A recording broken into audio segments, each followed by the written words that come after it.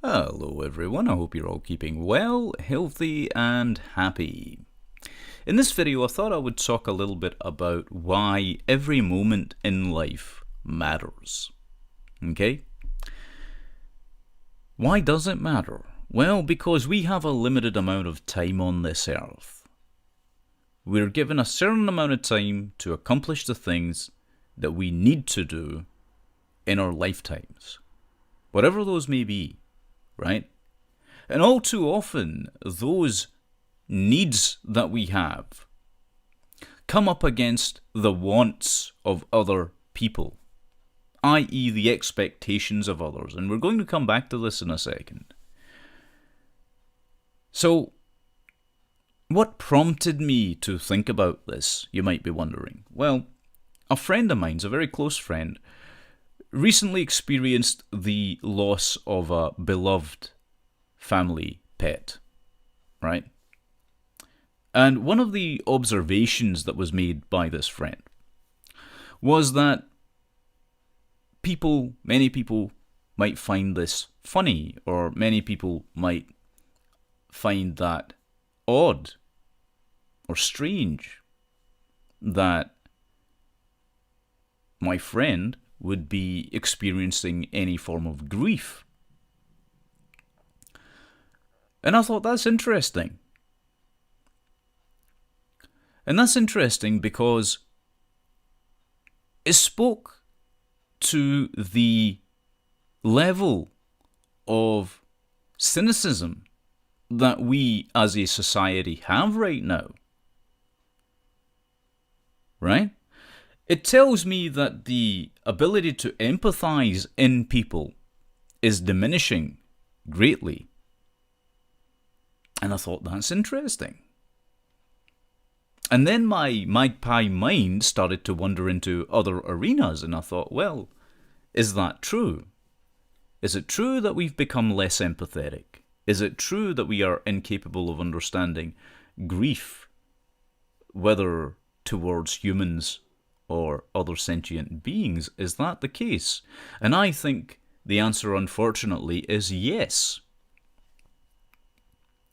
Because if you look at the social ills that we're all facing, the very real and serious problems among us, for example, the homelessness epidemic and the way that we perceive the homeless, we're not doing anything to better their situations as a society, as a whole, right? There might be individuals trying to make that situation better. There are people that run soup kitchens, and there are people that offer the homeless blankets and shelters and places to stay. But by and large, we don't seem to be willing to do anything about that.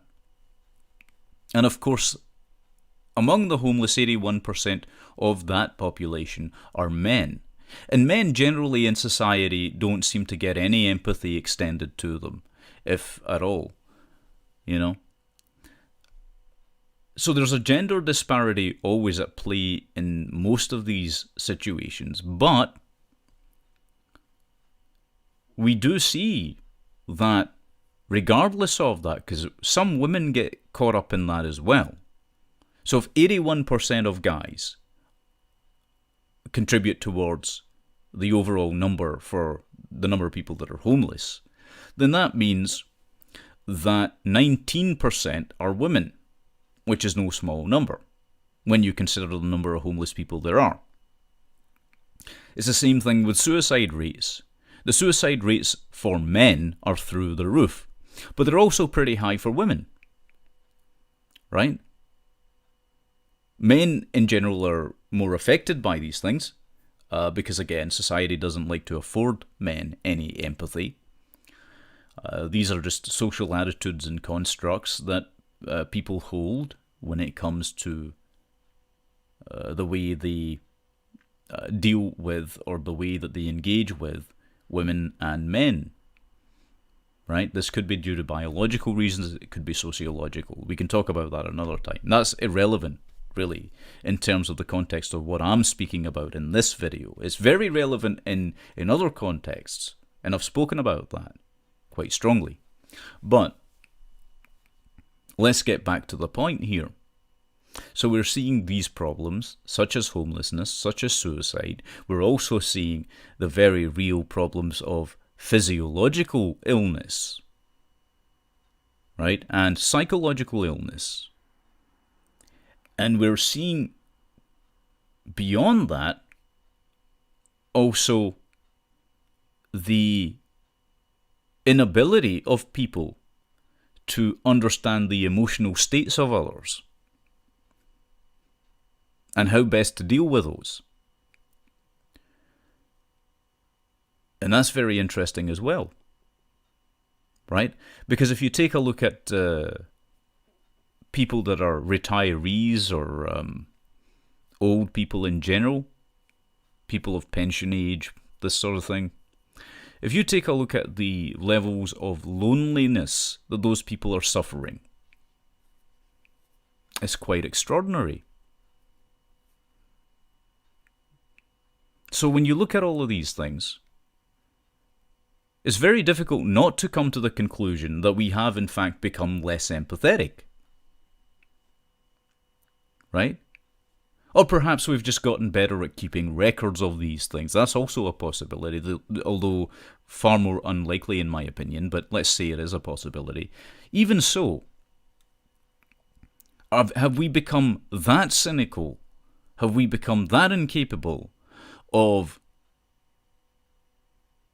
acknowledging the emotional fragilities of other people? It seems to me that that's the case. And that's an incredibly sad thing, because it tells us that the element of true care that is part of the human psyche is very quickly diminishing. And the thing about grief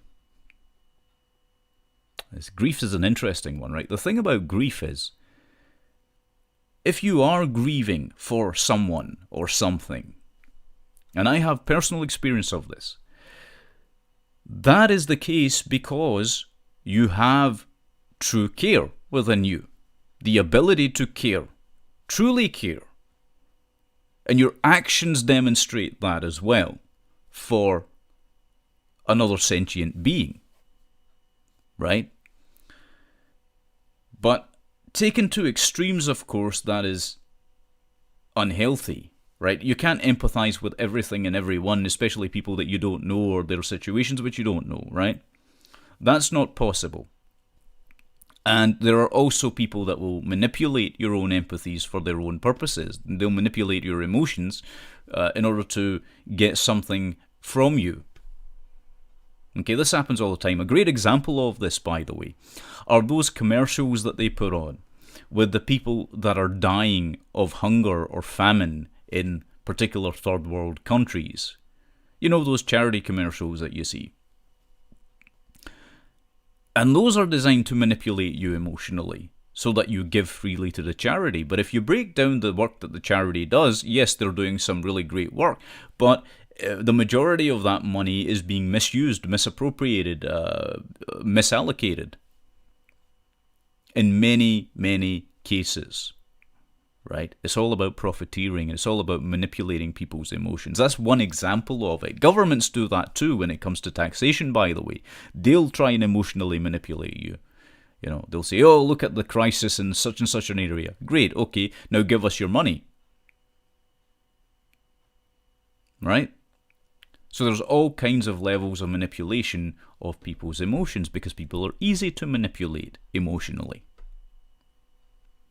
But let's put that aside for a second. Right? Because those are things... See, what's happened is that people have become shut out from their actual personal lives, from being able to contribute something to their actual personal surroundings, to their emotional surroundings. And instead, their focus is being misdirected to things on a grander scale, which they may or may not actually be able to do something about. Right? Think about it from this perspective. If every person on this earth, every single one, 7.2 billion people, remember, right? If every single one was doing something to alleviate their own problems or the problems of those in their own close social circle, if every one of them was doing that, do you really think we would have the number of problems that we do? No. Right? Because it all begins with the individual. But the collectivist mindset doesn't see it that way. That's more about, well, let's try and just throw gobs of money at something in order to fix it. And that doesn't work. Because people aren't willing to actually put the effort in that is also required. See, everything actually starts with effort and with the energy that you expend and put into something. That's actually what true care is, by the way.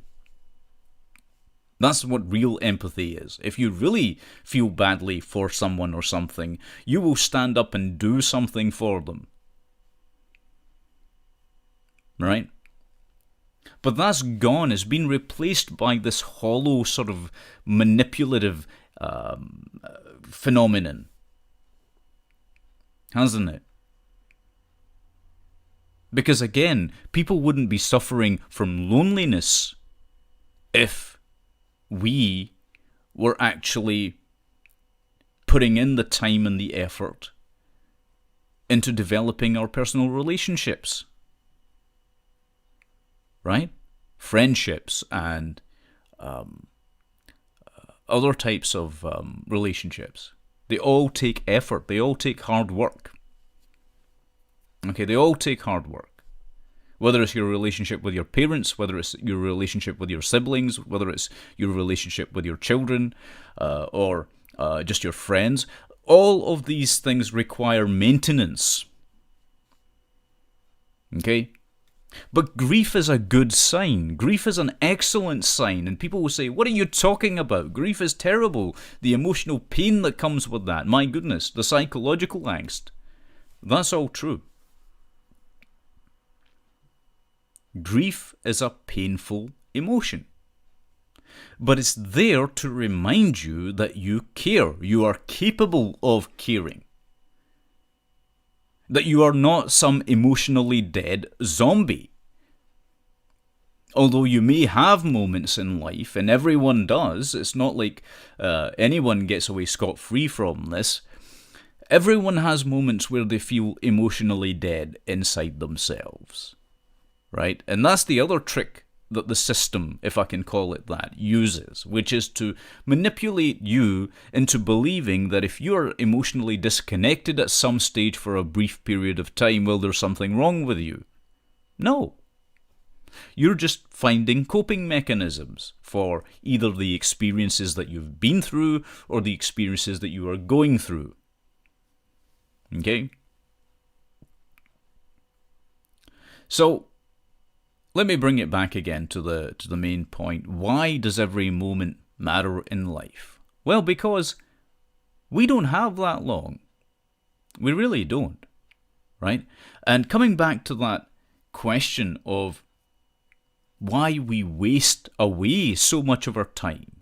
I mean, look at the pointless things we do. There are people that stare blindly at their phones all through their day. That is not a productive action. Right? That is not a productive action. It's a good way to keep in touch with people, sure.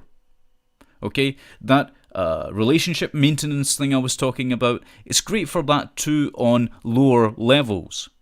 On lower levels. Right? But it is useless on the grander scale. Alright? Because what it's doing is isolating you. It's insulating you from real life.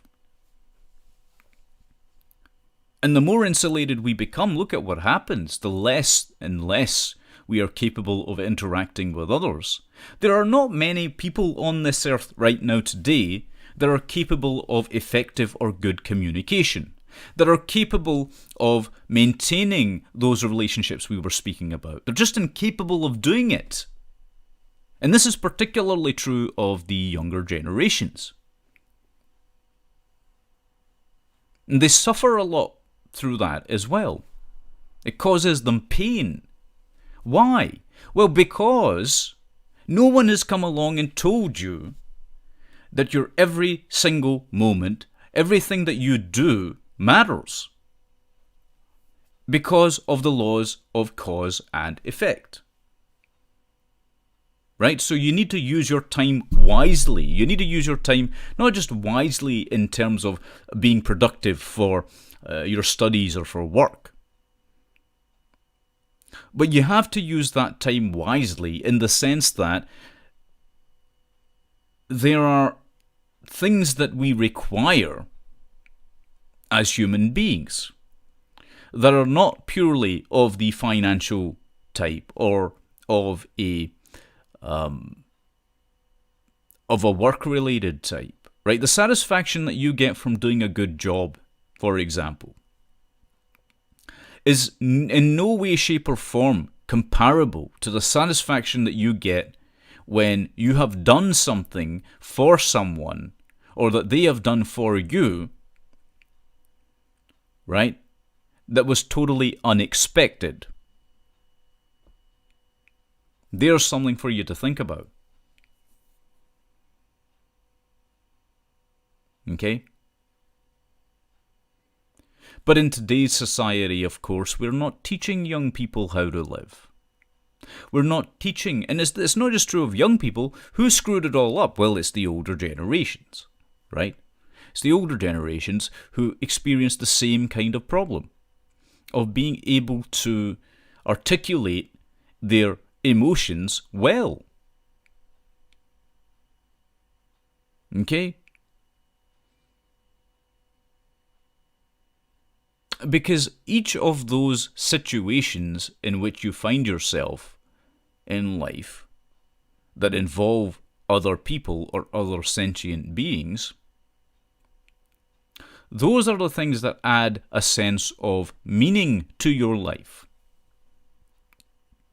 Without them, your life really has virtually zero meaning in real terms. Like you might, here's a great example. You might invent the very best product that's ever been invented in the world, let us say, right? You might be a technological marvel, a true revolutionary in the technological world. You might make something that has never been made before, right? But what have you really contributed? Okay, you maybe have made some people's lives a little bit more or less easier in some regards. Or you might have just given them a product that was totally unnecessary, but marketed it to them in a way that was that made it sell well, or whatever else, right? But what have you really contributed? In a very real sense, I mean, to the people around you. You see? Because when you die, and we're talking about death here, I suppose, in a sort of morbid sense, but it's important because when you do eventually die, what are you going to be more proud of? Right? The fact that you've managed to invent something, or the fact, or maybe write the best play in the world, or produce the best movie in the world, or whatever else, right? And that's entirely, all of these things are entirely subjective to some degree. But are you going to be more proud of that, or the fact that you actually managed to improve the lives of people in your immediate vicinity that means something to you? I'm going to wager it would be the latter, right? So, when you look at life, the important question is, how are you using your limited time? There's the question. How are you using your time? Are you just whittling it away idly by, just watching it pass by, waiting for that moment that eventually you're going to be on your deathbed? Or are you living it in a way where you are making a real difference and other people are making a real difference in your life and theirs? See, that's the question. And all too often, it's easy for people to get conned into believing that their careers are going to mean something to them. If you ask every successful person on the face of this earth whether their careers were more important, or perhaps their family life was more important, or their friends were more important, they'll give you the same answer. The latter is always more important than a career, or having lots of money, or whatever else it might be, right? Because they've learned that. They've learned that, either the hard way or the easy way. They've learned it. There is nothing that can replace the human bonds or the bonds that we have with other living beings. There really isn't. You know. And this constant expectation of others that we should conform to their ideal, when their ideal is a broken one, it is a flawed one, and it is a destructive one. Right? It's incredibly destructive to think that everyone should think the same. That everyone should be equally cynical. No. I refuse to believe that. Sometimes there will be people who are more cynical than others, and there are times when that's called for. Other times there are people that are extraordinarily empathetic, and you need that as well. See, for a society to be healthy and balanced, you need both things. But what's happened is that we're all the time, it seems that we're choosing between extremes. We're constantly choosing between extremes, and we're never getting anywhere because of that. In fact, society is becoming more self-destructive as a result, not less. At least that's been my observation. Maybe you feel differently about this, I don't know. But I'll wrap it up here and simply say that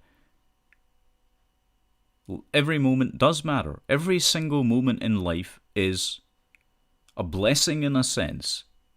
And I don't mean that in an etherical sense or anything like that.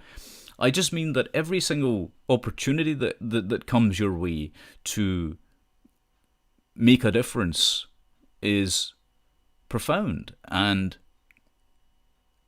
you've got to treat people well in life, if possible, right? Particularly the ones that matter to you. Your family and your friends and your significant other, perhaps, right? That's where it is. That's where the real deal is. You know? And I think that applies to sentient beings. It applies to pets as well, right? It applies there as well. So keep yourselves above the water by refusing to conform, by refusing to give in to the expectations of people who are imprisoned in their own minds. This is what I would say. And don't second guess yourselves. Don't ever second guess yourselves for your thoughts, your feelings, your actions, because there's no point in doing that. What's done is done. What's said is said, right? And more importantly than that, be unapologetically yourself.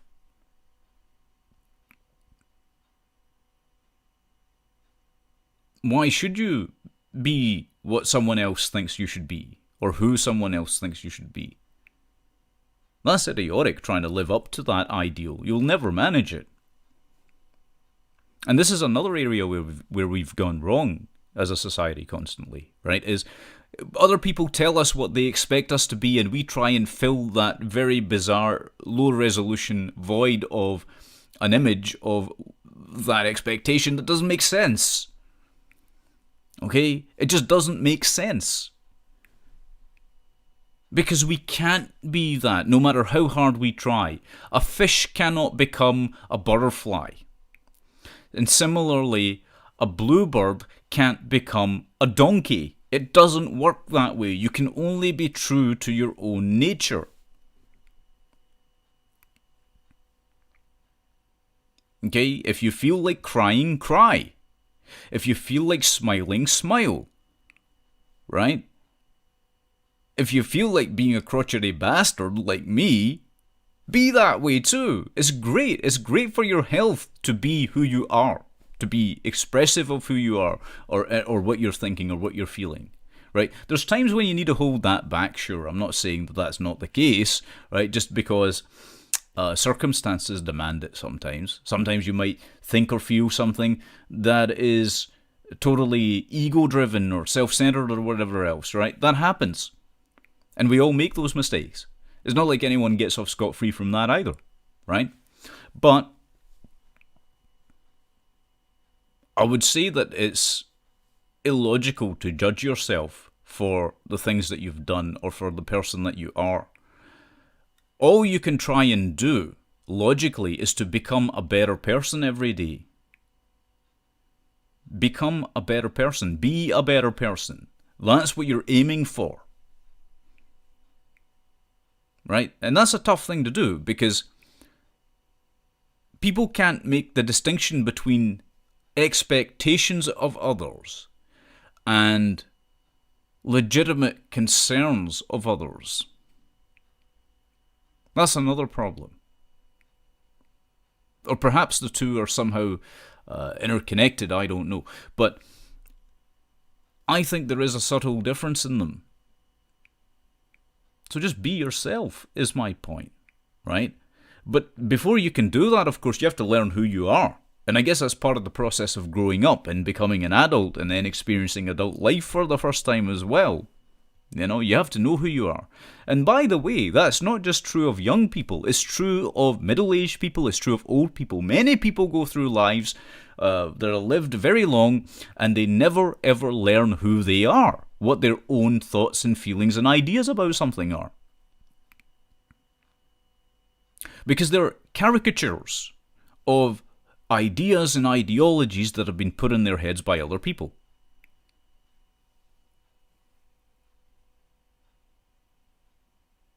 And part of using your time wisely on this earth is finding out who you are and being okay with that. You know, you find out who you are, you live with it, you see if you can be a better person tomorrow, and you try. And that's all anyone can ask of anyone else, is that they try. You know, that they have taken on or undergone the journey of self-knowledge. Anyway, those are my thoughts on this. Those are just some rambling, meandering ideas that occurred to me. And I thought that it was important to talk about it because, as I say, way too many people are wasting their lives away. Way too many people have sacrificed their own inner empathy and their own care, their true care for others. And it's necessary to a degree to have empathy, to have compassion. You can't have too much of it, but you need enough of it that you can be of use to your fellow human beings, particularly those who matter to you, who have meaning to you. Okay? Anyway, I'll leave it there for this video, but thank you very much for watching. Take good care of yourselves, and bless you.